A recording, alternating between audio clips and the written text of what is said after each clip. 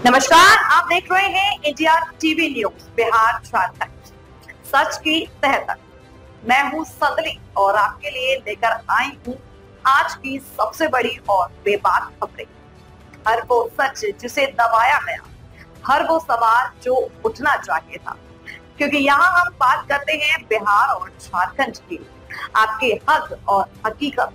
चलिए शुरुआत करते हैं आज की खास रिपोर्ट से। पटना के होटल पनास में 20 जुलाई को यंग ऑप्थेल्मोलॉजिस्ट ऑफ इंडिया और दृष्टिपुंज आई हॉस्पिटल द्वारा रेटिना कॉन्क्लेव का सफल आयोजन किया गया। इस सम्मेलन में देश भर से 150 से अधिक नेत्र विशेषज्ञों ने भाग लिया।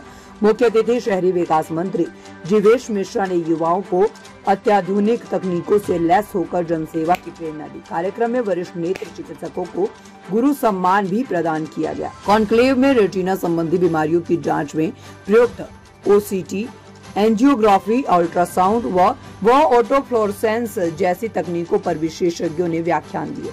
डॉक्टर अंजना मिराजकर, डॉक्टर अवनिंद्र गुप्ता सहित कई नामचीन डॉक्टरों ने अनुभव साझा किए। दृष्टिपुंज के डॉक्टरों ने बिहार में रेटिना उपचार की चुनौतियों पर भी चर्चा की। युवा डॉक्टरों ने कहा कि इस कॉन्क्लेव से उन्हें उन्नत तकनीकों की जानकारी मिली है जो मरीजों के बेहतर इलाज में सहायक होती है। उपाय आज के ज़माने में मैं यही कहूँगा कि हम लोग सब लोग मोबाइल कंप्यूटर में घिर गए हैं। हमारी दुनिया बस मोबाइल के इर्द गिर्द हो गई है। तो एक मैं यहीं से संदेश दूंगा कि स्वयं भी और छोटे छोटे बच्चों को भी इस बात के लिए प्रेरित करें कि थोड़ा बाहर निकलें, घूमें फिरें, आउटडोर एक्टिविटी करें।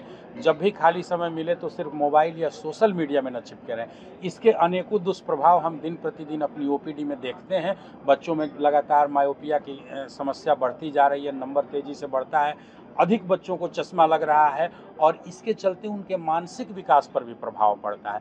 तो मैं सारे माता पिता और पूरे प्रदेश की जनता को यही संदेश दूंगा कि जो मोबाइल, टीवी और सोशल मीडिया की दुनिया है उसके समय को कट करें और आउटडोर एक्टिविटी और जो रियल वर्ल्ड है, वर्चुअल दुनिया से हट के रियल वर्ल्ड की तरफ ध्यान दें ताकि बच्चों का स्वस्थ विकास हो और वो देश के और प्रदेश के विकास के लिए भागीदार। हाँ, आज योसी का एक बड़ा कार्यक्रम यहाँ था, यंग ऑप्थेल्मेटिक सोसाइटी ऑफ इंडिया, जो आँख के डॉक्टर हैं और जिनकी उम्र 40 साल से कम है, उनको इन लोगों ने यंग योसी उसका बनाया। और पूरे देश के ऐसे डॉक्टर बड़े संख्या में आज बिहार की पावन धरती पटना में उनका आगमन हुआ और पूरे दिन नए रिसर्च को बेस करते हुए यहाँ के वरिष्ठ डॉक्टर की पूरी टीम, जो विद्वान डॉक्टर है हमारे यहाँ पटना के आई के, उनके द्वारा उनका मार्गदर्शन हुआ और किस प्रकार वो 40 के बाद प्रैक्टिस करते हुए जब आगे बढ़ेंगे तो उनके ऑपरेशन में सफाई हो, उनका ऑपरेशन ठीक हो, उनका मार्गदर्शन इन लोगों ने किया कि वो कामयाब डॉक्टर बने, अच्छा डॉक्टर बने और अच्छे तरीके से अपने पेशेंट को का ध्यान रखे। इस प्रकार की बातों को लेकर के समय समय पर योसी कार्यक्रम करती रहती है। उसी सिलसिले में आज एक ये बड़ा कार्यक्रम पटना के अंदर आयोजित हुआ और देश भर से जो आई के डॉक्टर हैं जो 40 से कम उम्र के हैं वो इस सभागार में अभी उपस्थित हुए और दिन भर ये कार्यक्रम इन लोगों का चला है। मैं योसी के पूरे टीम को धन्यवाद देता हूँ और आप सभी को भी धन्यवाद दे रहा हूँ कि आप लोग तो पॉलिटिकल कार्यक्रम ज़्यादा कवर करते हैं, इस शैक्षणिक कार्यक्रम को कवर करने के लिए जो अपना समय निकाला है, इसके लिए मैं आप सभी बंधुगण भगनीगण को धन्यवाद देता हूँ। प्यार करते थे, बाद में निमो स्लाइड आ गया, फिर हम लोग कहने लगे अब निमो स्लाइड जो है वो एनसेट का क्वीन है, अब इसी को चलाते हैं। फिर उस पर भी कई बातें बाद में आई। जैसे जैसे रिसर्च हुआ, इंडिकेशन के साथ साथ कंट्रा इंडिकेशन आया, चीजें स्पष्ट हुई और हम नए सिरे से उसको रखने का काम मेडिसिन के क्षेत्र में भी करते रहे। तो इसको पढ़ना भी जरूरी है, पढ़ते रहना है। जो अच्छा पढ़ने वाला डॉक्टर प्रोफेसर होंगे वो निश्चित रूप से अपने फील्ड के अच्छे सफल व्यक्ति होंगे, अच्छे सफल डॉक्टर भी होंगे, प्रोफेसर भी होंगे। और स्वामी विवेकानंद जी ने तो स्पष्ट कहा कि जीवन का मूल उद्देश्य अब केवल पढ़ के पैसा कमाना नहीं। अभी बता रहे थे डॉक्टर साहब कि हमको हमारे गुरु ने कहा कि तुम अगर हमसे हमारा आंख का ऑपरेशन कर दो, इस काबिल बन जाओ। वही बात तो अभी मैसेज संदेश आपको दे रहे थे तो जीवन का मूल उद्देश्य जो है, स्वामी जी ने कहा कि मनुष्य में जीवन का पढ़ाई का जो मूल उद्देश्य है, शिक्षा का मूल उद्देश्य है, वो मनुष्य में सेवा भाव होना चाहिए, उत्पन्न करना होना चाहिए।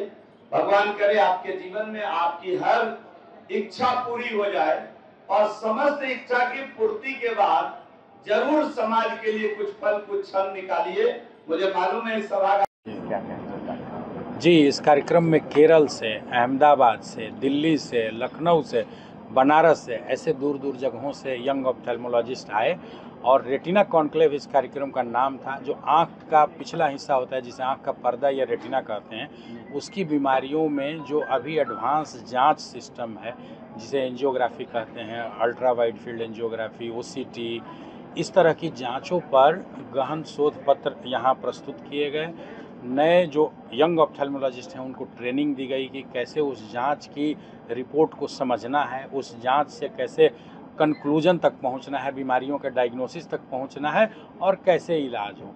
आने वाले भविष्य में अच्छे नेत्र चिकित्सक इस राज्य को मिले, इस चीज़ को ध्यान में रखते हुए हमने ये कार्यक्रम किया है। और इस कार्यक्रम का फ़ायदा जब हमारे जो नए यंग ऑप्थेल्मोलॉजिस्ट हैं उनको मिलेगा, तो साथ ही प्रदेश की जनता की भी आंखें आने वाले समय में सुरक्षित होंगी, उनको अच्छा इलाज मिल पाएगा, उनकी आंखों की समुचित जांच हो पाएगी और दुनिया की जो बेहतरीन से बेहतरीन टेक्नोलॉजी दुनिया के किसी भी कोने में उपलब्ध है, आज की तारीख में वो बिहार में भी उपलब्ध है और इसका फ़ायदा यहाँ के जन जन को प्राप्त होगा। यूथ डॉक्टर्स, आज के ज़माने में यूथ डॉक्टर्स इतना ज़्यादा इन्फॉर्म्ड है, उनके पास सूचना तंत्र का जाल है। चूँकि इन्फॉर्मेशन टेक्नोलॉजी का ज़माना है, आप जान रहे हैं। हमारे ज़माने में हम लोग किताबों तक सीमित थे, उसके अलावा अपने प्रोफेसर से मिलते थे, ज्ञान के यही दो स्रोत थे। लेकिन आज सूचना तंत्र का जो जाल है, वर्ल्ड वाइड वेब, जो WWW हम लोग कहते हैं, इसमें इन्फॉर्मेशन की भरमार है। तो इसमें अच्छी इन्फॉर्मेशन और कन्फ्यूजिंग इन्फॉर्मेशन भी है। और जब हम लोग www.com सर्च करते हैं तो कंफ्यूज हो जाते हैं।